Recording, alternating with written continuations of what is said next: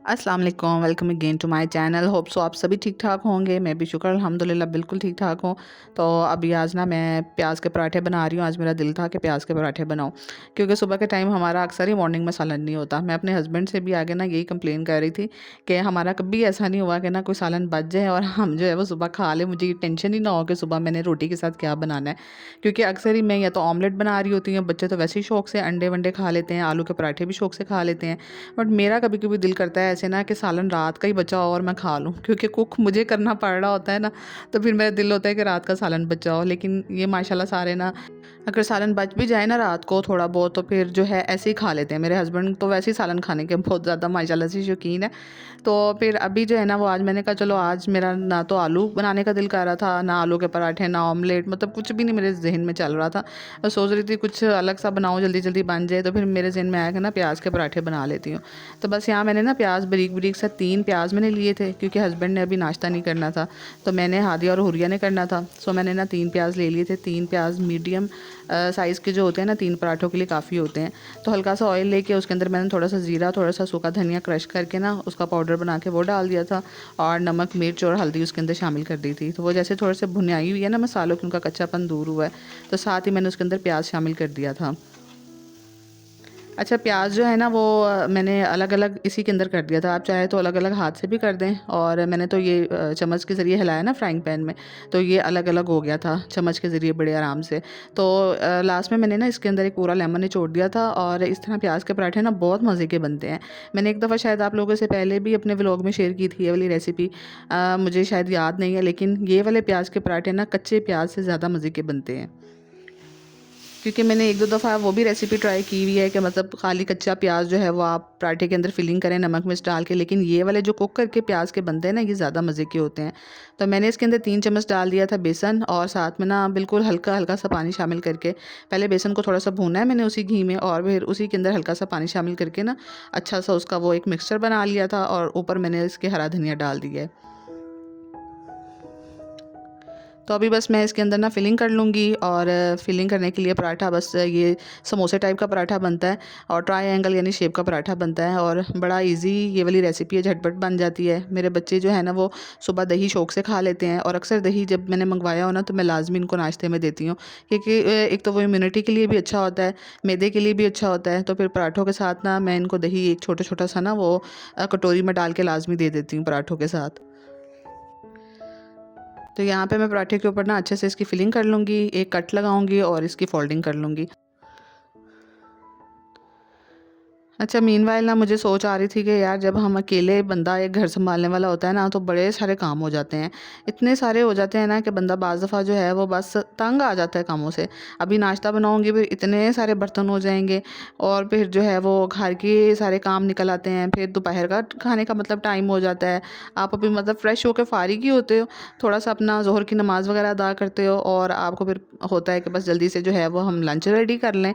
उसके बाद बच्चे आ जाते हैं, और बस इसी तरह चल सो चल काम, कपड़े इस्त्री कर लो, कपड़े धो लो, बर्तन धो लो, मतलब कामों का एक अंबार है। हालांकि हेल्पर सुबह झाड़ू तपटी वगैरह लगा जाती है, लेकिन फिर भी काम नहीं ख़त्म होने पे आ रहे होते हैं। तो कभी कभी तो इतनी ज़्यादा मैं एग्जॉस्ट हो जाती हूँ ना। तो उस दिन अभी मैं कुछ दिन पहले टिकटॉक पे देख रही थी कि एक आटा गूंदने वाली मशीन आजकल पाकिस्तान में ना एक पाकिस्तानी कंपनी की ब्रांड की बहुत वायरल हो रही थी।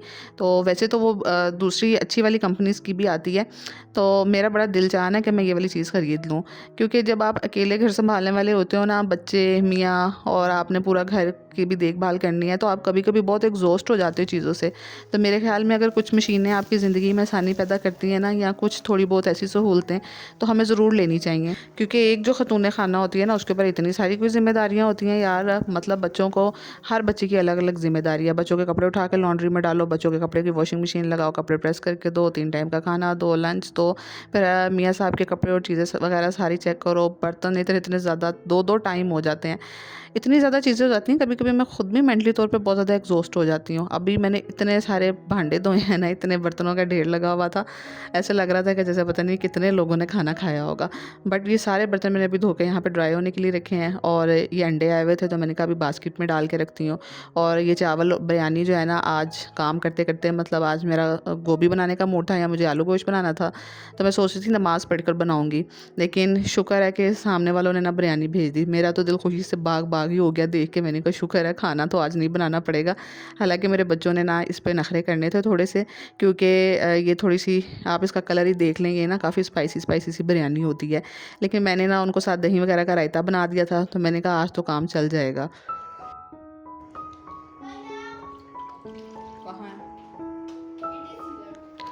तो बस अभी मैंने इनको बिरयानी वगैरह खिलाई है और आज मेरा ज़्यादा देर टाइम जो है ना वो किचन में ही लग गया था।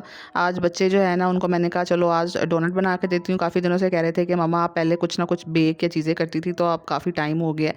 तो मैंने जो है ना वो ईस्ट लेके रखा हुआ था, बाकी चीज़ें ज़्यादातर घर पर होती हैं क्योंकि ईस्ट जो है ना वो एक दफ़ा पैकेट खुल जाए तो दोबारा से चलता नहीं है।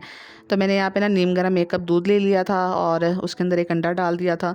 थोड़ा सा मैंने इसके अंदर जो है ना वो सॉल्ट डाला था, 2 चम्मच चीनी के, और साथ में ये भर के ना 1 चम्मच ईस्ट का डाल दिया था। तो ये मैं जो हूँ ना बना रही थी डोनट्स आज, क्योंकि इनको डोनट्स दोनों को ना बहुत ज़्यादा पसंद है। मतलब अभी यहाँ डोनट्स रेडी होने हैं और इन्होंने माशाल्लाह जो है ना उनको ख़त्म भी कर लेना है। तो बस यहाँ पे मैंने 2 चम्मच ना ये भर के ये टेबल स्पून वाले ले लिए थे ऑयल के। और दूध नीम गर्म लेना है हमेशा। जब भी ख़मीर जब मिक्स करते हैं ना, पानी लें या दूध लें, तो वो हमेशा नीम गर्म होता है। तो उसके अंदर ये जो है वो ख़मीर बहुत अच्छे से राइज़ हो जाता है। और बस इसको बीटर के साथ, हैंड बीटर के साथ ही मैं अच्छे से जो है वो इसको बीट कर लूँगी। और डोनट बनाने जितने मुझे ईज़ी लगते हैं ना, बहुत ईज़ी काम है। बस यही थोड़ा सा इसका काम होता है, डो को राइज़ होने के लिए रखना होता है।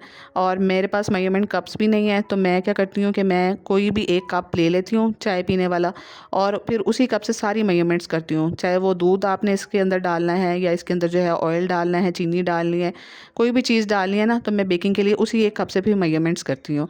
तो यहाँ मैंने ना 3 कप तकरीबन नॉर्मल सा भर के इसी कप के मैदे के ले लिए थे।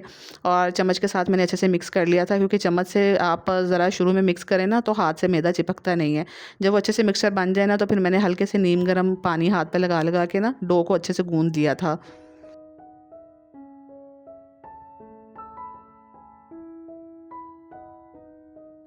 बस डो जो है वो यहाँ पे गुन गई थी। ना ज़्यादा नरम आटा गूंदा था, ना बहुत ज़्यादा हार्ड था, मतलब नॉर्मल सा रख कर गूंदा था मैंने। और इसके ऊपर लास्ट में जो है ना वो मैं 1 चम्मच ऑयल लगा दूँगी, ताकि ऊपर से ये सॉफ्ट रहे। और 1 डेढ़ घंटे में ना राइज़ हो जाएगी। तो मैंने कहा जितनी देर मैंने बर्तन जोड़ने हैं, बाकी काम करने हैं ना, तो इसको मैं रख जाती हूँ। तो ये 1 से डेढ़ घंटे में राइज़ हो जाएगी और फिर मैं आके इसके डोनट्स बना लूँगी। तो बस यही इतना ही इसका काम होता है। बस बाद में डोनट्स बनाने बहुत ईज़ी हैं। यही मुझे थोड़ा सा काम जो है ना वो थोड़ा लगता है कि मैं पहले करके रख दूँ। तो मीनवाइल फिर मैंने इनको कहा चलो ना मैं इनको मग केक बना देती हूँ। और ये आज रेसिपी ना मैं फ़र्स्ट टाइम ट्राई करने लगी थी, कि जो आपका माइक्रोवेव ओवन है ना जिसमें आप खाना गर्म करते हैं, मैंने देखा था कि उसके अंदर भी केक बन जाता है। तो मग केक की रेसिपी है। सो मैंने यहाँ पे 1 अंडा ले लिया था रूम टेम्परेचर पे, उस पर थोड़ा सा वनीला एसेंस के चंद ड्रॉप्स डाल लिए थे, और हाफ़ कप जो है ना वो मैंने पिसी हुई चीनी डाल ली थी। और 1/4 कप कह लें तकरीबन, या 1/3 कप कह लें आप, इस कप का जो है ना वो मैंने इसके अंदर ऑयल डाल दिया था। और फिर इसी कप का जो है ना वो मैंने इसके अंदर मैदा डाल दिया था। अब मैंने कप डिफरेंट यूज़ किया था, बट उसी कप में ही मैंने सारी मेजरमेंट्स की थी, जो कि मैं मग केक बना रही थी ना, तो मैंने इसी कप के ज़रिए सारी मेजरमेंट्स की थी। तो यहाँ पे मैं तकरीबन छोटे वाला जो चम्मच है ना वो हाफ़ मैंने इसके अंदर तकरीबन छोटा चम्मच लेके ना बेकिंग पाउडर डाल लिया था। 1 पिंच मैंने सॉल्ट डाला था, मतलब नमक का। और थोड़ा सा मैंने बिल्कुल इसमें बेकिंग सोडा भी डाला था, वो भी बिल्कुल थोड़ा सा ही डाला था, समझ लें कि 1 चुटकी मैंने इसके अंदर डाला था। और यहाँ पे मैंने ना रूम टेम्परेचर वाला दूध इसमें शामिल कर दिया था, हाफ़ कप। और इसको हाथ के ज़रिए, बीटर के ज़रिए, हैंड बीटर के ज़रिए आपने अच्छे से एक ही डायरेक्शन में मिक्स कर लेना है। और ये थोड़ा सा इस तरह का होता है, मतलब बहुत हार्ड टेक्सचर का नहीं होता, रनी सा होता है। तो ये मग के अंदर ना हाफ़ आपने डालना है, क्योंकि ये फिर जब राइज़ होगा ना तो ये ऊपर को केक आ जाएगा काफ़ी। एक के अंदर मैंने फिर चॉकलेट पाउडर डाल दिया था, जो कोको पाउडर मिल जाता है डिब्बे में बड़ी ईजीली, तो वो मैंने इसके अंदर शामिल कर दिया था। और लास्ट में ना थोड़ी सी मेरे पास चॉकलेट पड़ी हुई थी, तो वो मैंने थोड़ी सी तोड़ के क्रश करके ना इसके ऊपर ऊपर डाल दी थी। हालाँकि ये जो है ना काफ़ी नीचे जाके कप केक के अंदर ये वाले केक में बैठ गई थी। तो मुझे था कि थोड़ा-सा मतलब ये केक पक जाता ना तो फिर मैं इसके ऊपर डालती, क्योंकि वो बिल्कुल इसके पेंदे में जाकर बैठ गई थी। एंड बस यहाँ पे मैंने 1 मिनट का लगाया था, बट मेरा माइक्रोवेव थोड़ा सा डिफरेंट है, तो मुझे यहाँ पे इस केक को बनाने में ना तकरीबन 3 मिनट से थोड़ा सा टाइम ज़्यादा लग गया था। मैंने 3 मिनट के लिए इसको लगाया था। 1 मिनट के बाद मैंने चेक किया तो बट ये सही से बना नहीं था। फिर मैंने 2 मिनट मज़ीद टाइमर लगाया था। देखिए कितना फ्लफ़ी सा स्पॉन्जी सा केक बना है। एक जो है वो वनीला वाला है, और दूसरा जो है ना उस पे चॉकलेट थी, और थोड़ा सा ऊपर चॉकलेट सिरप डाल दिया था मैंने। तो अगर आपके बच्चे भी इस तरह केक के शौकीन है ना, या मतलब आप शाम की चाय लाज़मी पीते हैं, क्योंकि मैं तो पीती नहीं हूँ चाय, और मुझे तो मीठा भी इतना पसंद नहीं है। बस घर में केक बनाने का ये फ़ायदा होता है कि आप इसमें चीनी कम रख सकते हैं। मैं जब भी घर में केक बनाती हूँ ना, तो थोड़ी सी चीनी की मिकदार मैं कम कम रखती हूँ। तो यहाँ पे मैंने एक केक को स्लाइसिस में काट दिया था और ये काफ़ी स्पॉन्जी सा और सॉफ्ट सा बना था। और दूसरा जो है ना वो कह रही थी कि मैंने ऐसे ही खाना है मामा मग के अंदर, तो फिर वो मैंने ऐसे ही इनको दे दिया था।